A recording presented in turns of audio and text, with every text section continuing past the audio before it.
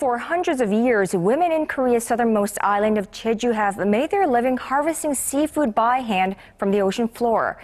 They're known as haenyeo, female freedivers who submerge under deep sea without any breathing apparatus. In Japan, there exists a remarkable group of women known as the Amma, or sea women, who have defied the limits of human endurance for nearly 2,000 years. Not just any women, but women who've been free diving into the sea for centuries and generations to feed the children, to support the family, for survival. These extraordinary free divers plunge up to 25 meters into the ocean's depths without the aid of oxygen tanks, hunting for precious treasures hidden beneath the waves. But the Amma are far more than just divers. They are the protectors of an ancient way of life, preserving traditions and techniques that have survived against all odds. Join us as we explore the fascinating lives of the Amma and uncover the secrets they keep beneath the sea. Amma divers, a tradition through time. Amma divers have been an integral part of Japan's coastal culture for almost 2 millennia, shaping both local economies and social structures. The earliest literary references to Amma divers found in the Manyoshu and the Pillow Book capture the essential role these women played in gathering sea life ranging from shellfish to seaweed and even pearls. This video reveals the tenacity and skills of women who became synonymous with ocean foraging. What began as a means of survival grew into a unique occupation that significantly influenced Japanese identity and cultural heritage. This practice took root in regions where traditional farming and fishing often proved inadequate to meet the needs of the communities. Women ventured further into the ocean, evolving from shore-bound collectors to skilled deep-sea divers. This shift marked the beginning of Amma diving as a specialized skill requiring not only physical endurance, but also intimate knowledge of ocean currents, weather patterns, and marine ecosystems. Over generations, these divers improved upon their abilities to harvest sea resources effectively, creating a dynamic tradition that adapted to changing environments while preserving its core values. 水中メガネとかウエットスーツ、フィンは復旧しましたけれども、それでも絶対ボンベを背負って潜らない。で、2時から市場がありますので、今日取った分をそこに売りに出して。Why are the Amma divers? Primarily women. The predominance of women among the Amma divers is rooted in several factors. Physiologically, women are better suited for prolonged exposure to cold water due to their thicker subcutaneous fat layer, which provides natural insulation. This biological advantage allowed them to undertake long dives in frigid waters without the aid of modern equipment. Culturally, diving offered women a rare opportunity for financial independence, as it provided a reliable source of income, separate from the traditional male-dominated occupations of fishing or farming.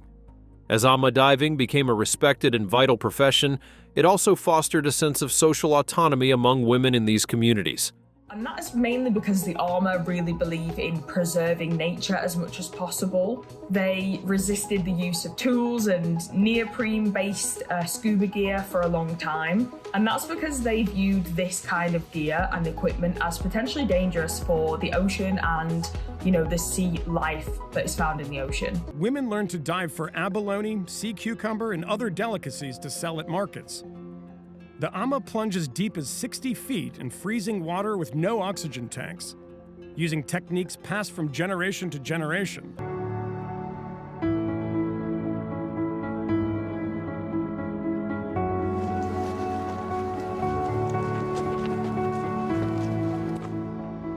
For over 2,000 years, Amma and Mie have been diving to the sea floor. These women not only sustained their families financially, but also nurtured strong, interconnected communities built on shared knowledge and experience. Their expertise, passed down through generations, helped maintain the delicate balance between human needs and the natural environment. By adhering to practices that minimize their impact on marine ecosystems, the Amma preserved the health of the oceans they depended on. Their methods, like selective harvesting and allowing certain areas to regenerate, showcased a form of environmental consciousness that was far ahead of its time. Amma diving gear and techniques. Amma divers are much more than just enthusiasts of the sea. They are expert free divers who rely on a combination of skill, knowledge, and endurance to reach significant depths without any modern diving gear. Traditionally, their equipment has been minimal, just a simple loincloth or fundoshi and a cloth headband known as tenugwai. The tenugwai often carried embroidered talismans believed to offer protection from oceanic dangers like sharks, jellyfish, and other hazards that lurked beneath the waves. These talismans, lovingly sewn by family members, provided a sense of comfort and safety during their perilous dives. And also fundoshi, which is a loincloth.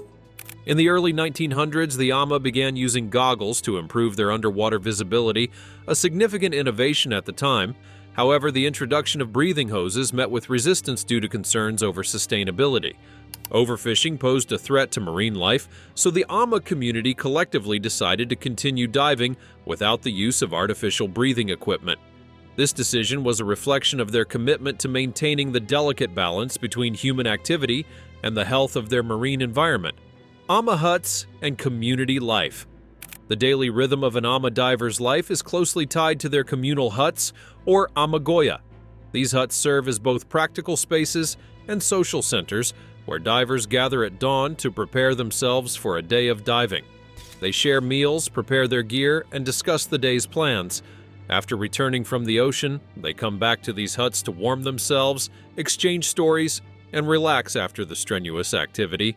These communal practices have fostered a tight-knit community that thrives on mutual support and shared experiences, with many divers continuing their craft well into their senior years, some even diving into their 70s, 80s, and beyond.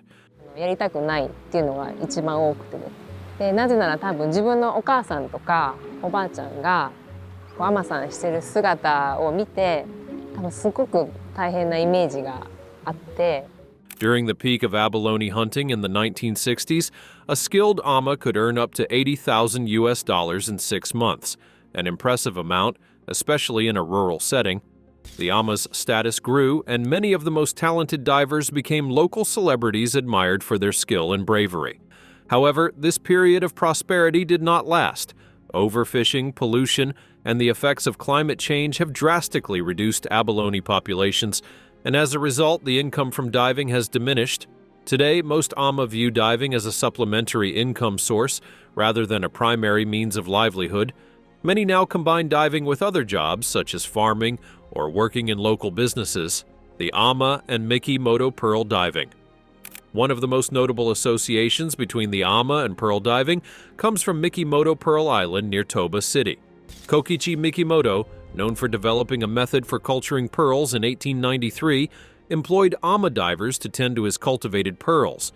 These women played a critical role in Mikimoto's business by diving to collect oysters from the seabed, inserting the pearl-producing nucleus, and returning the oysters to safe locations where they would be protected from dangers like typhoons and red tides. The work was physically demanding, requiring Amma divers to hold their breath for up to 2 minutes in freezing waters. As they surfaced, they would make a characteristic whistling sound known as isobue, which helped regulate their breathing. Unlike traditional Amma divers who wore minimal clothing, the Mikimoto Amma donned full white diving costumes and used wooden barrels as buoys to which they were attached by ropes. This allowed them to rest and catch their breath between dives, emphasizing both practicality and endurance. Challenges facing the Amma today. The role of the Amma in pearl diving has created a lasting association with these women among foreign observers, but their numbers are dwindling. In 1956, there were over 17,000 Amma in Japan. By 2010, fewer than 2,200 remained, with nearly half working in Toba or Shima City, Mie Prefecture. The decline is due in part to a lack of young women willing to succeed their elders, as well as the modernization of Japan's fisheries. The introduction of wetsuits and goggles helped maintain the practice, but the romanticized image of scantily clad divers belongs to the past. Efforts to preserve the Amma tradition have focused on sustainability. On Hegra Island, for example, rules require that abalone under 10 centimeters be returned to the sea, with violations resulting in a 2-day work ban. この潜ったとこにいればいいなとか、いてほしいな。大きいアワビを見つけた時は水中でね、多分本当に嬉しすぎてやったってボソってこう喋ってます。あの時の感動はね、多分一度味わったらやめられないです。すごい嬉しいです。However, rising sea temperatures and overfishing continue to threaten the delicate ecosystems upon which these coastal communities depend. Despite the challenges, the spirit of the Amma lives on. Younger generations are still being introduced to the tradition, albeit at a slower rate. Some daughters of Amma divers choose to continue the legacy, inspired by the stories of their mothers and grandmothers. However, there are concerns that the tradition may not survive the modern world's demands and pressures. Local governments and tourism boards have started to recognize the cultural value of the Amma and are working to preserve this unique way of life. Dive schools have been established to train new generations, and some Amma villages have become tourist attractions where visitors can learn about this ancient tradition and even witness the Amma at work. Cultural significance of the Amma. Beyond their remarkable diving skills, the Amma hold a special place in Japanese culture. They are seen as symbols of resilience, strength, and adaptability. Over the centuries, the Amma have inspired countless works of art, including woodblock prints from the Edo period and modern-day photography series. Their image has often been romanticized, depicting them as mysterious, otherworldly figures who commune with the sea. However, the reality of their lives is far more complex. The Amma are real women who have balanced tradition with change, community with individuality, and ecological wisdom with economic necessity. They are a living testament to the strength and tenacity required to survive in harmony with the natural world. The Amma divers have long been guardians of the ocean, quietly preserving marine ecosystems through their sustainable fishing practices. For nearly 3,000 years, they have upheld traditions rooted in respect and balance with nature, adapting their methods to safeguard the marine life they rely on. Today, the Amma continue to dive for seafood like shellfish, lobsters, seaweed, oysters, octopus, and sea urchins, highlighting their commitment to environmental stewardship even as they face the growing threats of climate change and overfishing. The future of Amma diving. While the tradition endures, its future remains uncertain. Younger generations are often disconnected from the sea, viewing it as dirty or hazardous. To counter this, some Amma, like Aiko, a 30-year-old former Tokyo resident who became a diver, are launching initiatives to reconnect local children with the ocean. Aiko's program aims to teach kids to see the sea not as a threat but as a source of life and nourishment. Still, the shortage of young women willing to carry on the tradition poses a significant challenge. Efforts to preserve the Amma culture are intensifying. Organizations like the Council for Amma Promotion are working to maintain the independence of these female divers and their critical role in marine conservation.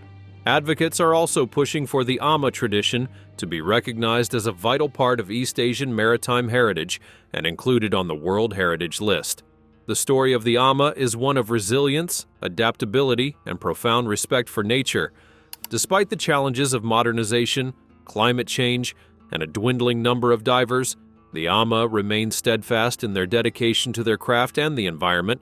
They continue to be custodians of a unique cultural and ecological heritage, inspiring those who seek a harmonious relationship with the natural world. For the Amma, the birth of a baby girl is a symbol of hope and a sign that their ancient tradition might survive. As one diver passionately states, "The sea is our life, and we are the life of the sea." The question remains, will a new generation of Amma embrace this calling, or will this extraordinary way of life become a chapter in history? Only time will tell. Even as the Amma face modern challenges, their role in society continues to be significant. They are seen not only as divers but as symbols of environmental consciousness and cultural preservation. Their way of life reflects a broader conversation about sustainability, one that emphasizes the need to protect our natural resources for future generations. In a world increasingly dominated by technology and industry, the Amma represent a return to a simpler, more mindful way of living. In recent years, the tourism industry, particularly at places like Moto Pearl Island, has become a critical ally in preserving the memory of the Amma. Here, visitors can watch Amma diving demonstrations and learn about their history, offering a glimpse into a world that could soon be lost. The efforts to maintain this cultural heritage, however, must go beyond tourism. Protecting the Amma way of life involves advocating for their rights, supporting their communities, and recognizing the invaluable contributions they make to our understanding of sustainable living. The future of the Amma is filled with uncertainty but also hope. As environmental challenges intensify, there is growing global interest in sustainable practices and cultural preservation, which could breathe new life into the Amma tradition. Documentaries, books, and exhibitions have started to bring the Amma story to a wider audience, inspiring renewed appreciation for their unique way of life. Will the Amma continue to dive for another 2,000 years, or will they become a footnote in the annals of history? Their story is not yet finished. As the world grapples with pressing issues of sustainability and cultural identity, the Amma offer a compelling example of how ancient knowledge can guide modern solutions. Their legacy is one of courage, wisdom, and an unbreakable bond with the sea.